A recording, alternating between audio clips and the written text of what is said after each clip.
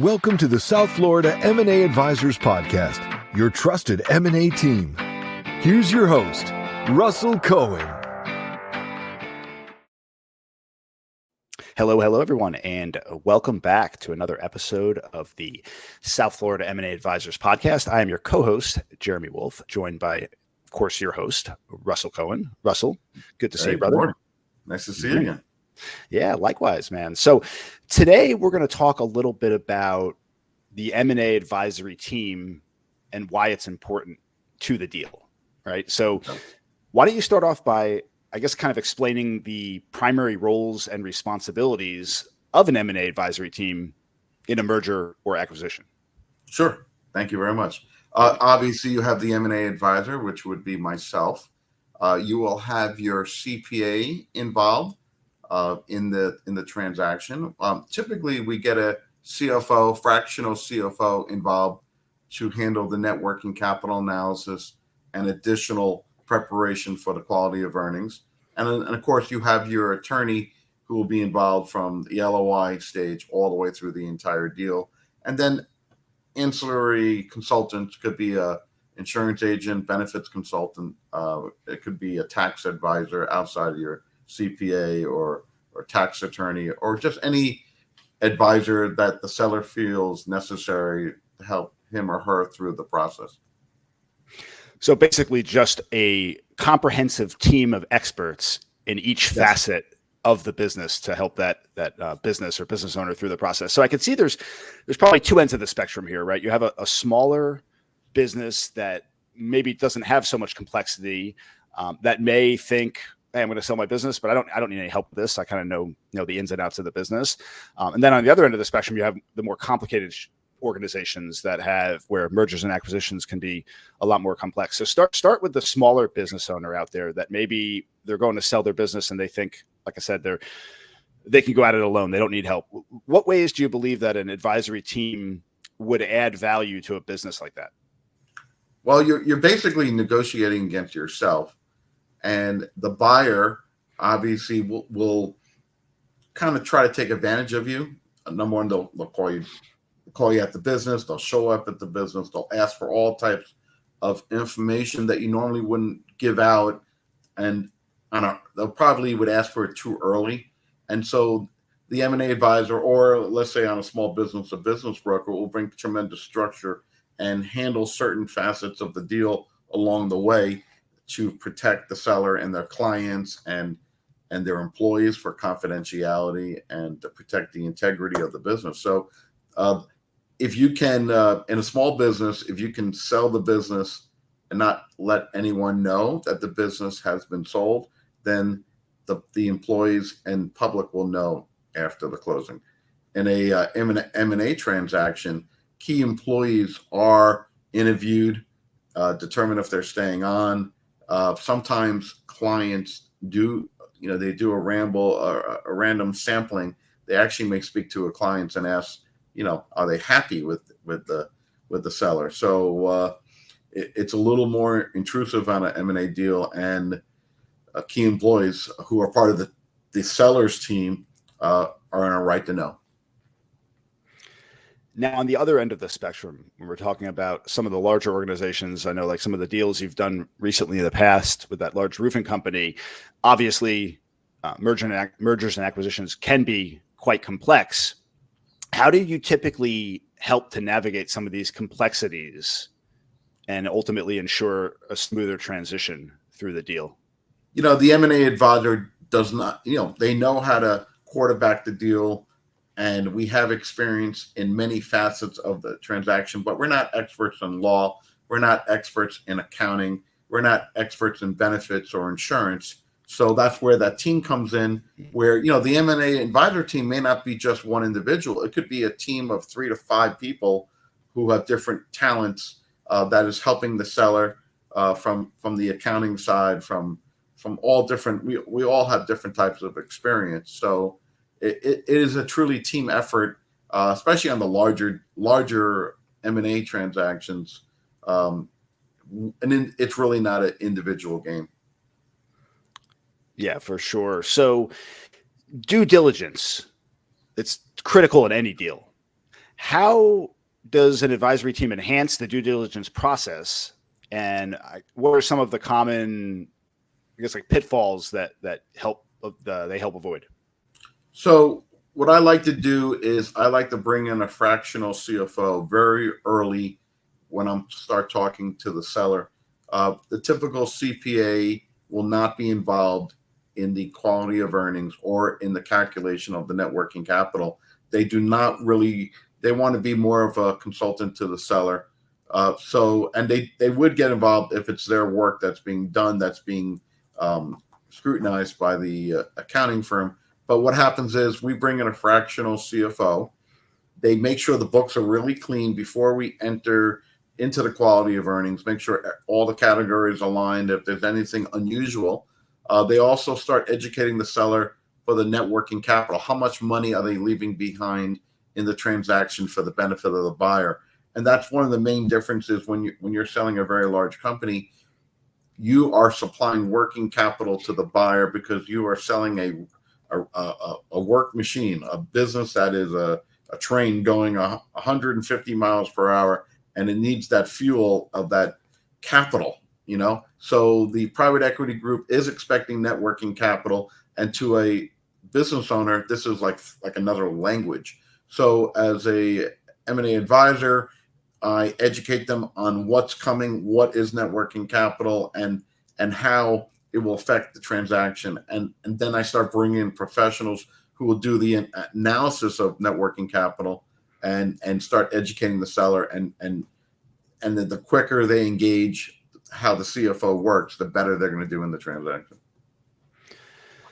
The negotiation process, I'm curious, how does that typically work for you guys? What role does the M&A team play in the negotiations? And I'm just trying to, obviously you guys do your homework on your end for the seller, and then the buyer does their homework. Do you guys is it like a mediation process? You sit down and discuss this openly? Do you go back and forth? How does that typically work with clients? So typically when we have a high quality business, we're getting multiple offers. It could be, a couple offers, it could be 10 offers. So, that initial thrust of offers, we are there with the seller going through all the offers, eliminating the offers down to a couple. And then, then we go even deeper with the potential buyers.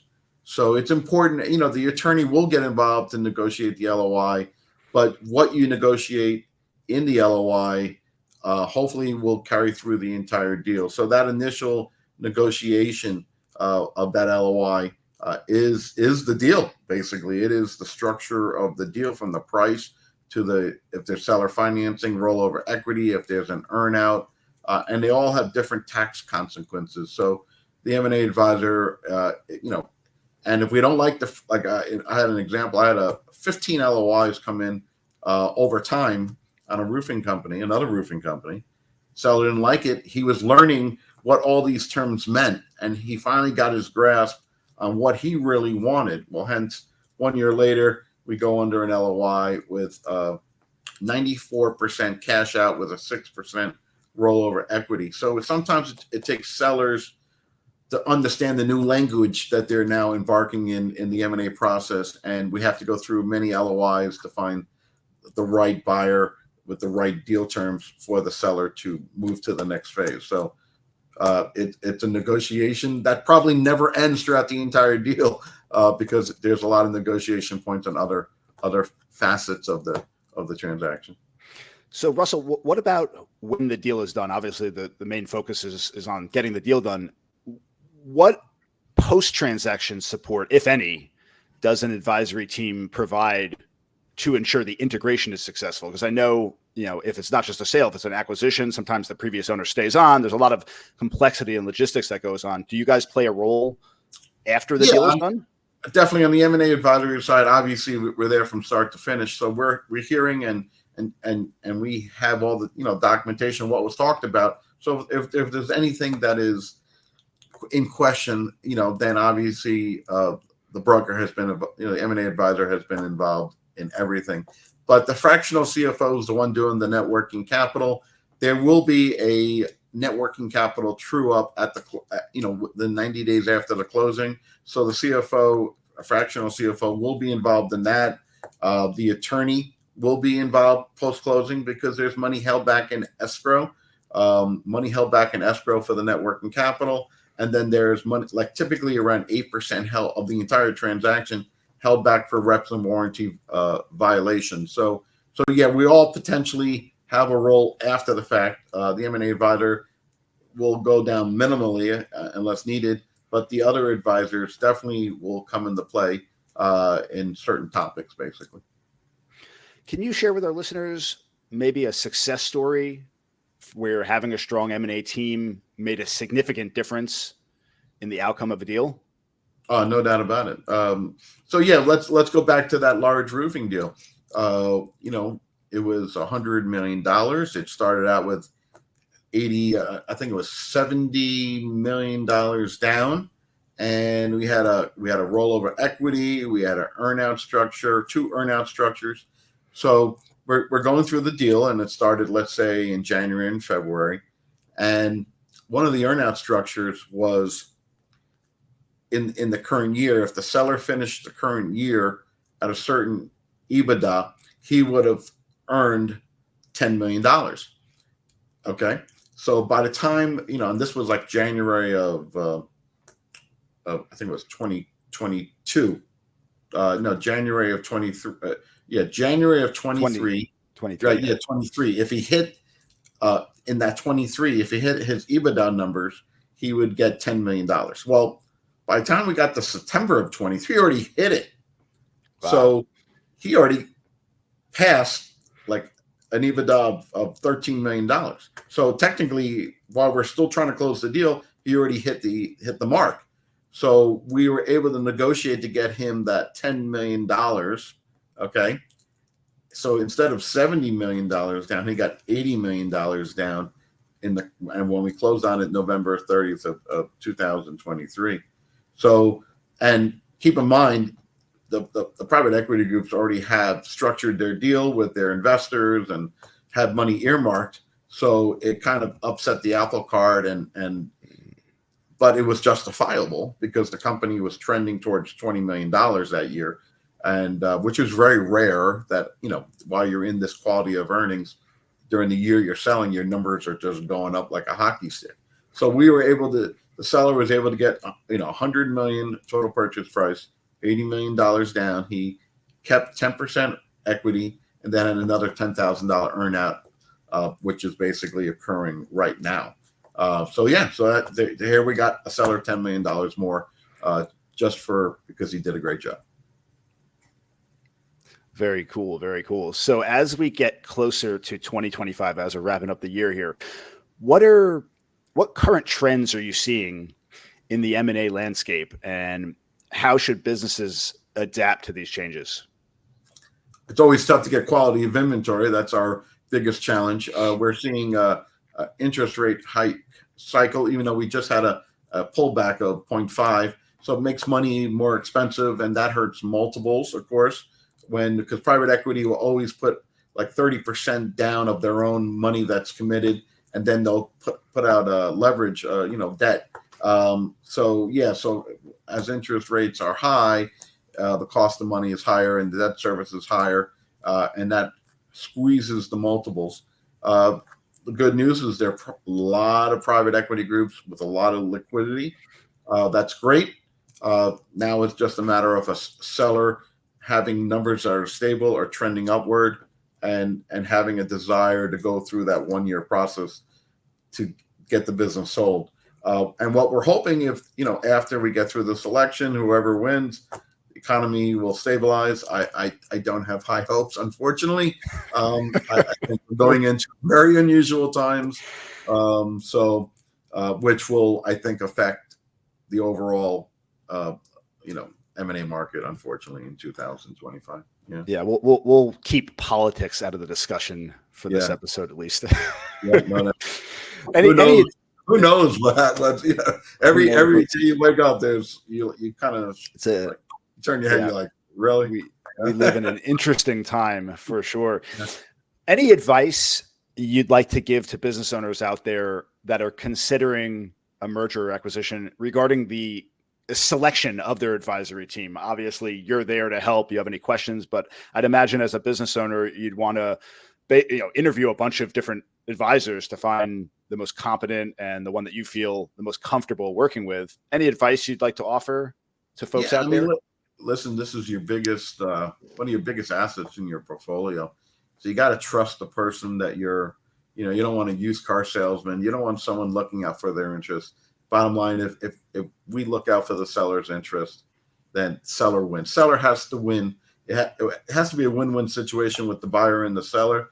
But if the seller, wins and hits their goals, and that's also talking about taxation and everything. Taxes are a lot of money. So the advisor, picking an advisor, experience, they have to have the ability to have the investments in the subscriptions to find the buyers.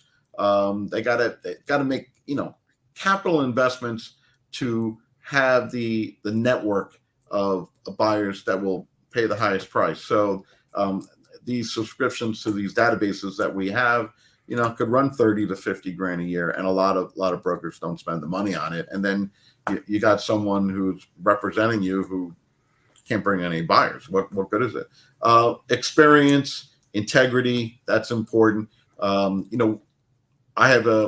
do recommend certain CFOs and attorneys that are familiar with the M&A space. That's very important. We need, I have another saying for you, Jeremy. If you have a heart problem, you don't go to a podiatrist. So when you hire an attorney, get an M&A attorney. Don't get a divorce attorney. Don't get a estate attorney. Don't get another attorney who's never danced around an M&A deal, because guess what? The buyer's attorney are very large M&A firms that specialize in this space. They're M&A attorneys, and that's all they do, and they know their stuff. So you better have an advisor, an attorney that can stand toe-to-toe to them, because they'll very demanding process, and most attorneys can't handle it. I'm witnessing it right now. So important to have a team of experts surrounding you in these important transactions. So anyone out there, you hear that, any business owners thinking about possibly selling that business or merging your business or getting involved with this, reach out to Russell anytime. He is a wealth of knowledge, really doing some great work here in our South Florida community and beyond. So Russell, always a pleasure, brother. Hey, thank you.